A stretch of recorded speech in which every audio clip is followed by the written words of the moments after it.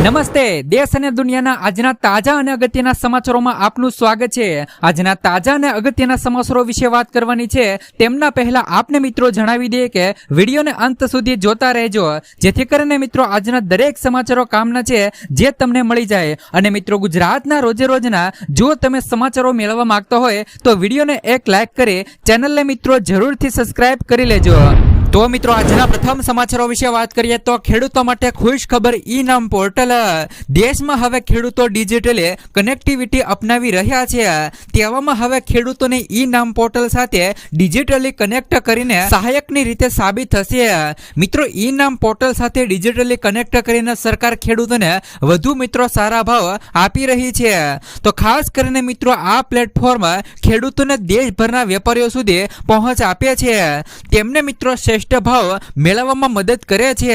સરકારનો પ્રયાસ ખેડૂતોને ડિજિટલી ટેકનોલોજી સાથે સતત મિત્રો જોડવાનો છે અને જેના માટે અત્યાર સુધીમાં અનેક પગલાઓ લેવામાં આવ્યા છે।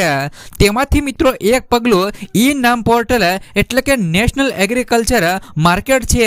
આ યોજના દ્વારા મિત્રો ખેડૂતો તેમના પાકનું ઓનલાઈન વેચાણ કરી શકે છે, જેથી તેઓને મિત્રો વધુ સારા ભાવ મળી શકે અને તેમને મિત્રો બજારોની પણ મુલાકાત લેવાની જરૂર ન પડે। તેથી મિત્રો ખેડૂતો માટે ઈ નામ પોર્ટલ જાહેર કરવામાં આવ્યું છે। ત્યાર પછીના સમાચારો વિશે વાત કરીએ તો જૂના બગીચાઓ નવસર્જન કરવા માટે 50,000 રૂપિયા સુધીની સહાય। જો કોઈ પણ ખેડૂત મિત્રો બાગાયતી ખેતી કરી રહ્યા છે અને જેમને મિત્રો આંબા તથા લીંબુના જૂના બગીચાઓ છે તો તેમને મિત્રો નવસર્જન કરવા માટે સરકાર દ્વારા સહાય આપવામાં આવી રહી છે। આ યોજનાને અંદર મિત્રો જે કોઈ પણ ખેડૂત મિત્રોને આંબાના ભાગના અંદાજિત મિત્રો 30 વર્ષથી વધુ તથા લીંબુના પાકના 20 વર્ષથી અંદાજિત મિત્રો જૂના બગીચાઓ હોય તો તેમના માટે મિત્રો નવીકરણ કરવા માટેના ખર્ચ સામે સરકાર દ્વારા મિત્રો સહાય આપવામાં આવી રહી છે। આ યોજનાની અંદર મિત્રો આંબાને એકમ ખર્ચના મહત્તમ રૂપિયા હેક્ટર દીઠ 80,000 કટિંગ પ્રુનિંગ જેવા એકમ ખર્ચ, સાધનો સર્વિસ વગેરે મહત્તમ રૂપિયા 40,000 રૂપિયા હેક્ટરે અને ગેપ ફિલિંગ માટે મહત્તમ રૂપિયા 20,000 હેક્ટરે તો ખર્ચના મિત્રો 50% અથવા તો મહત્તમ રૂપિયા 40,000 રૂપિયાની સહાય હેક્ટર મિત્રો જેમાંથી એટલે કે બંનેમાંથી જે પણ ઓછું હોય તે સહાય મળવા પાત્ર રહેશે। તો લીંબુ પાક એકમ ખર્ચ મહત્તમ રૂપિયા 50,000 રૂપિયા હેક્ટર, જેમાં પણ કટિંગ માટે મશીન સાધન સર્વિસ વગેરેમાં પણ મહત્તમ રૂપિયા 20,000 રૂપિયાની હેક્ટર। આ રીતે મિત્રો અલગ અલગ આંબા અને લીંબુ માટે 0.20 થી 2 હેક્ટર સુધીની મર્યાદામાં સરકાર દ્વારા મિત્રો જે પણ જૂના બગીચાઓ હોય તેમને મિત્રો નવસર્જન કરવા માટે આ સહાય આપવામાં આવી રહી છે।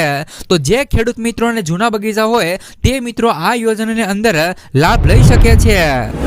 ત્યાર પછીના સમાચારો વિશે વાત કરીએ તો જોબ કાર્ડ ધારકોને મળશે મફતમાં સાયકલ। જો તમારી પાસે પણ મિત્રો જોબ કાર્ડ છે અને તમે મનરેગાના કામમાં રોકાયેલા છો તો આ સમાચાર તમારા માટે છે।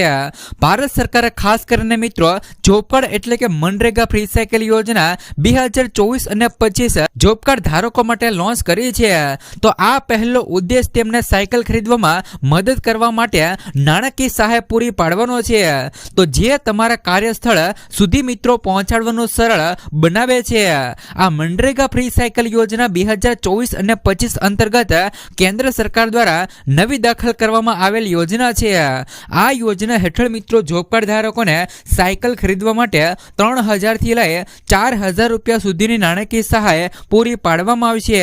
તો આ સુનિશ્ચિત કરશે કે કામદારો તેમના મનરેગા કાર્યસ્થળો પર સગવડતાપૂર્વક મુસાફરી કરી શકે છે, જેથી મિત્રો વિલંબ અને વેતનની ખોટની શક્યતાઓ ઘટશે। ત્યાર પછીના સમાચારો વિશે વાત કરીએ તો રેશન કાર્ડ ઉપર મળશે મિત્રો 2 લાખ રૂપિયા સુધીની લોન। દેશમાં કરોડો લોકો પાસે હાલ અત્યારે રેશન કાર્ડ છે અને મોદી સરકાર પણ મિત્રો અન્નપૂર્ણા યોજના હેઠળ લગભગ મિત્રો 80 કરોડ લોકોને મફત રાશન આપે છે।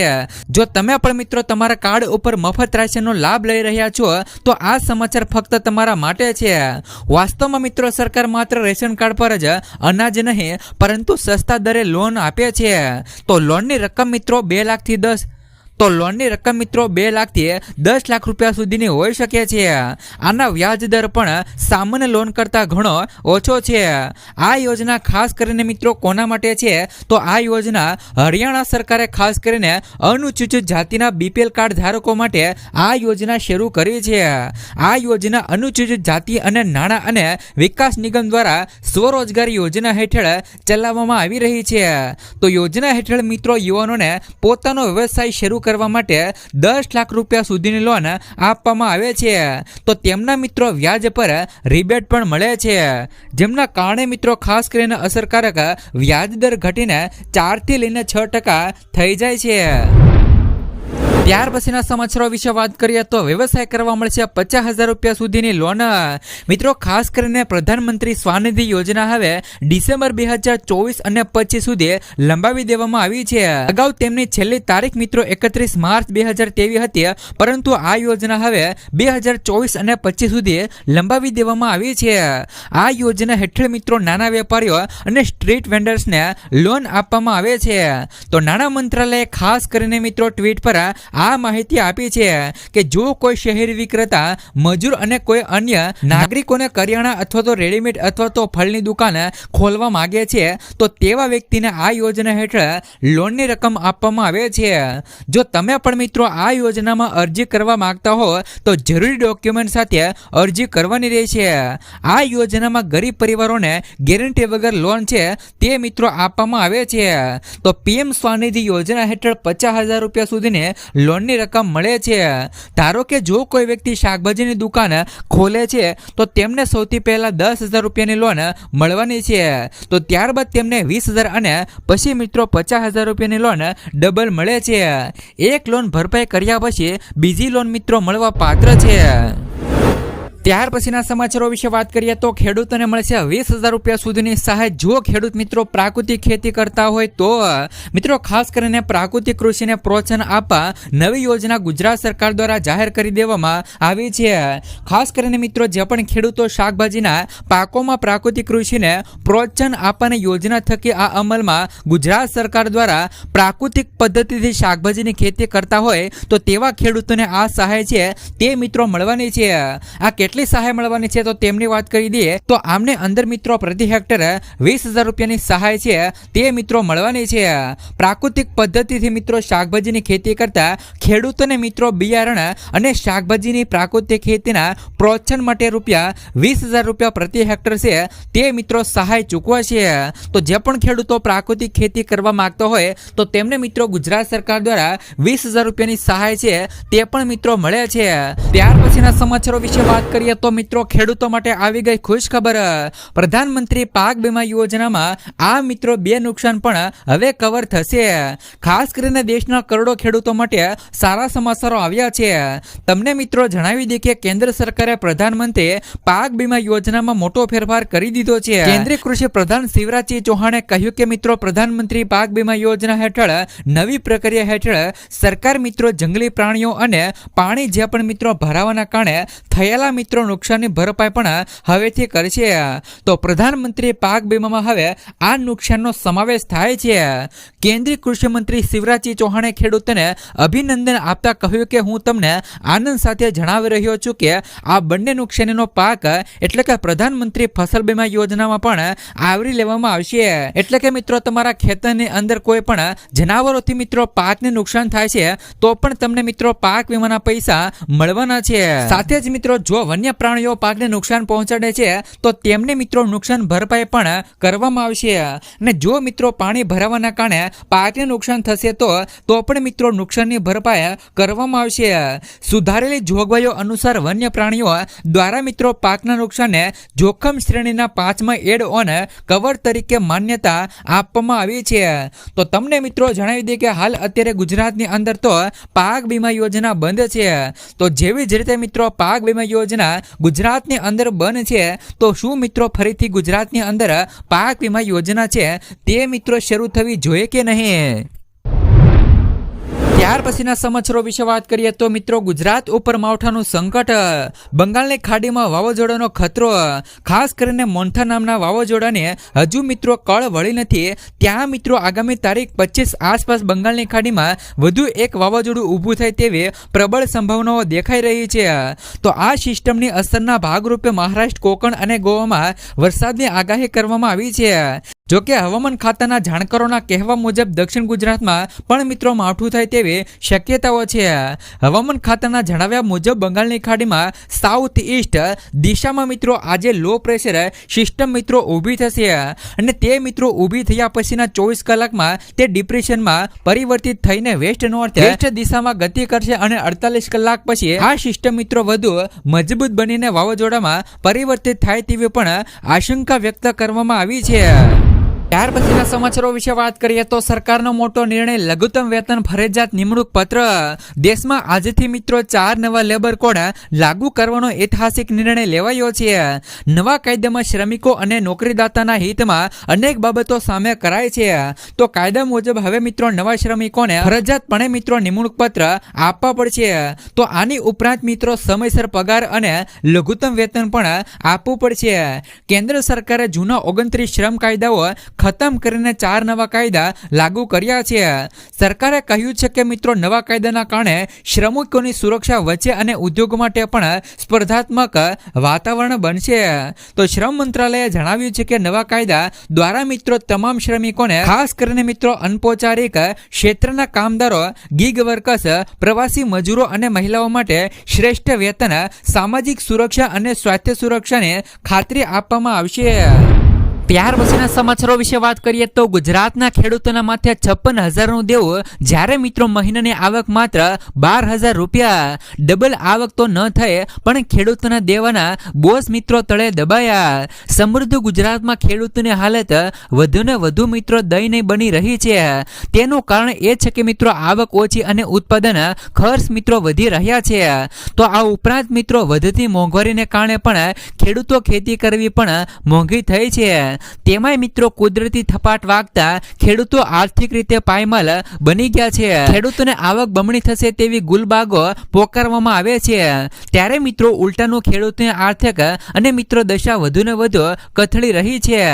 આજે દરેક સિઝનમાં મોંઘું બિયારણ, જંતુનાશક દવા, ખાતર ઉપરાંત ખેત મજૂરી પાછળ ખર્ચ કર્યા પછી પાક મિત્રો ઉત્પાદનના પૂરતા પૈસા મળતા નથી, પરંતુ મિત્રો મજૂર વંશ ખેડૂતોને ઓછા ભાવે જણસ વેચવી પડી રહી છે.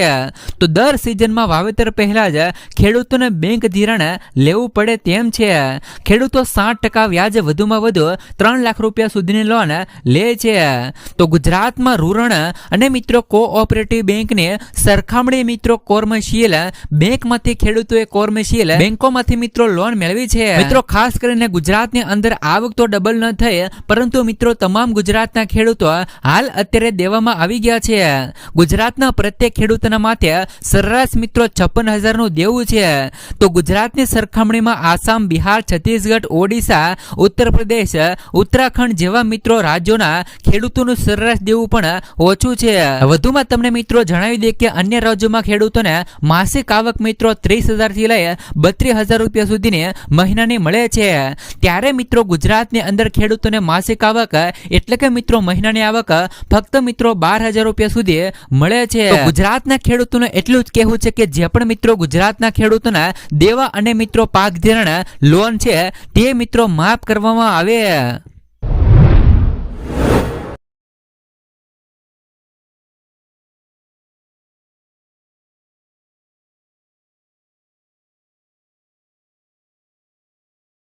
ઉપસ્થિતિમાં મિત્રો પ્રાકૃતિક પારિસંવાદ કાર્યક્રમ યોજાયો હતો. ખેડૂતોને સંબોધતા તેમણે જણાવ્યું હતું કે રાસાયણિક ખેતી જમીનને મિત્રો બંજર બનાવે છે અને કેન્સર જેવા ગંભીર રોગો વધારે છે. દેશી ગાય આધારિત પ્રાકૃતિક ખેતી અપનાવવાથી ઉત્પાદન વધે છે.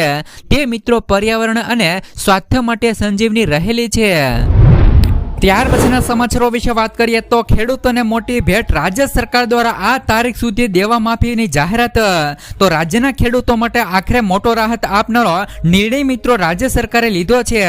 30 જૂન 2024 સુધીમાં રાજ્યના તમામ પાત્ર ખેડૂતોને દેવા માફી પૂરી કરવામાં આવશે તેવી મિત્રો જાહેરાત મુખ્યમંત્રી દેવેન્દ્ર મિત્રો ફડણવીસે કરી છે. તેમણે મિત્રો વિશ્વાસ વ્યક્ત કર્યો છે કે સરકાર આર્થિક મુશ્કેલીના હોવા છતાં પણ મિત્રો ખેડૂતોની સાથે મક્કમપણે ઊભી છે. તેમણે ખાસ કરીને મિત્રો વિશ્વાસ વ્યક્ત કર્યો છે કે સરકાર મિત્રો આર્થિક મુશ્કેલીમાં પણ હોવા છતાં મિત્રો ખેડૂતોની સાથે મક્કમપણે ઊભી છે. આ નિર્ણય મિત્રો પૂર્વ ધારાસભ્ય અને આંદોલનના નેતા બચુ કડુ અને તેમના મિત્રો પ્રતિનિધિ મંડળ સાથે મુંબઈમાં 2 કલાકથી વધુની ચર્ચા પછી આ નિર્ણય લેવાયો છે. તો વિશેષ વાત એ છે કે મિત્રો ખેડૂતોની દેવા માફી માટે ઉચ્ચ અધિકાર સમિતિ મિત્રો સ્થાપિત કરવાનો અને સરકારી નિર્ણય તેમની મિત્રો બેઠક દરમિયાન જ લેવામાં આવ્યો હતો. તેથી મિત્રો આ બેઠક અને ત્યાર પછી થયેલી જાહેરાતોને મિત્રો રાજકીય અને કૃષિ ક્ષેત્રે મોટું મહત્વ પ્રાપ્ત થયું છે. તો ખાસ કરીને મિત્રો તમને જણાવી દઈએ કે બેઠક પછી મીડિયા સાથે વાત કરતા પૂર્વ ધારાસભ્ય અને આંદોલનના નેતા બચુ કડુએ કહ્યું કે અમને આખરે દેવા માફી ક્યારે થશે તેની તારીખ મળી છે. આ જ માંગણી માટે અમે આંદોલન કરી રહ્યા હતા, તેથી અમે સંતુષ્ટ છીએ. તેમણે મિત્રો ઉમેર્યું કે સરકારે 30 જૂન 2026 સુધીમાં ખેડૂતોને મિત્રો 7 બાર કોરો કરવાનું આશ્વાસન આપ્યું છે. ખાસ કરીને મિત્રો દેવેન્દ્ર ફડણવીસે કહ્યું કે જે પણ ખેડૂતોનું દેવું છે તે મિત્રો માફ થવું જોઈએ. આના મતે મિત્રો તમારું શું કહેવું છે? જેવી જ રીતે મિત્રો મહારાષ્ટ્રની અંદર ખેડૂતોના દેવા માફ કરવામાં આવશે તો શું મિત્રો ગુજરાતના ખેડૂતોના પણ દેવા છે તે મિત્રો માફ થવા જોઈએ કે નહીં?